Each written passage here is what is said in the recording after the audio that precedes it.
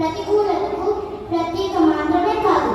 ఎందుకంటే నా వల్లే రామాయణ గాథ ఒక కొత్త మలుపు తిరిగి చివరికి ధర్మ విజయ సుస్పష్టమైనది.